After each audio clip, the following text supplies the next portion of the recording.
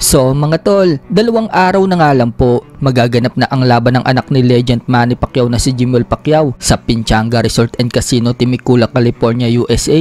Kalaban itong kapwa-bagitong si Brendan Lally ng US. 4-rounder bout nga po yan sa lightweight division. Bukas naman po magaganap ang kanilang final weigh-in. Parehong pong sasabak si Jimwell Pacquiao at Brendan Lally sa debut nito sa professional. Napagalaman nga po natin mga tol na ito palang makakalaban ni Jimwell Pacquiao na si Brendan Lally ay isang high school English teacher. Nang ma-interview po ito sa CBS News, pero may background naman po ito sa boxing. Dati po siyang University of Illinois Collegiate Boxing Champion. Tinawagan nga lang daw siya ng dati niyang coach para lumaban sa pro. At nang malaman daw niya na anak ni Legend Manny Pacquiao ang makakalaban niya, agad-agad daw siyang pumayag. Ika pa niya, kahit na matagal na daw siyang huminto sa boxing, hindi daw niya palalampasin ang pagkakataon na yan. Alam daw kasi niya kapag pinalampas niya ang isang coolest thing in the world para sa kanya na tumungtong sa stage, pagsisisihan daw niya yon. Kaya agad-agad po niyang tinanggap ang laban. Noong malaman din daw niya na makakalaban niya itong si Jimwell Pacquiao, na-excite daw siya at nakalimutan pa daw niya kumain ng lunch break at nag-umpisa daw agad siya magbawas ng timbang. Kwento pa nga po ni Brendan Lally mga tol,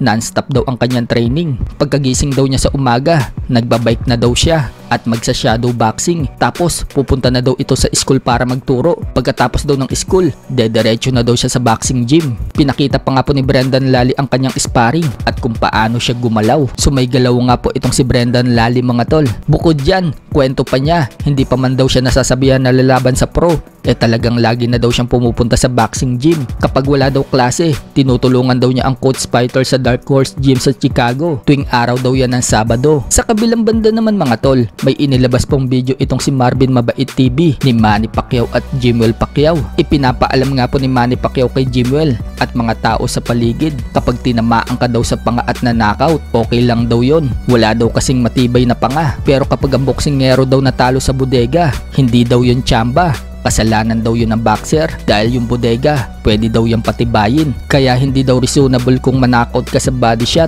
pero yung panga hindi daw yung kayang patibayin. Kaya nasabi po yan ni Manny Pacquiao dahil kaya niyang patibayin ang bodega niya sa pamamagitan ng pag-sit-ups mula 2,500 hanggang 3,000 a day. Hindi pa nga po kasama dyan yung pinapalo siya ng stick sa katawan. At kaya siguro nasabi ni Manny Pacquiao na walang matibay na panga dahil naranasan na niyang manakaut. Walang matibay dito, matibay dito. Pero dito, may patibayan eh. Pag ang busiro, pag natalo dito, sa sigura, hindi kasalanan na hindi yung samba, kasaan na bakit. Sa iba pang balita mga tol, kung may mga nag-criticize kay Eman Bacosa Pacquiao sa pagpasok nito sa showbiz at sinasabing wala itong pag-asang sumikat at pang boxing lang daw talaga ito. Subalit iba po ang pananaw ng artistang si Dingdong Dantes kay Eman Bacosa Pacquiao. Para kasi kay Dingdong Dantes, nakikita daw niyang parehong malayo daw ang mararating ni Eman Bacosa sa professional boxing at sa show business. Na-excite daw si Dingdong Dantes sa karera ni Eman Bacosa Pacquiao. Napakabuting anak daw kasi nito at napakabuting tao.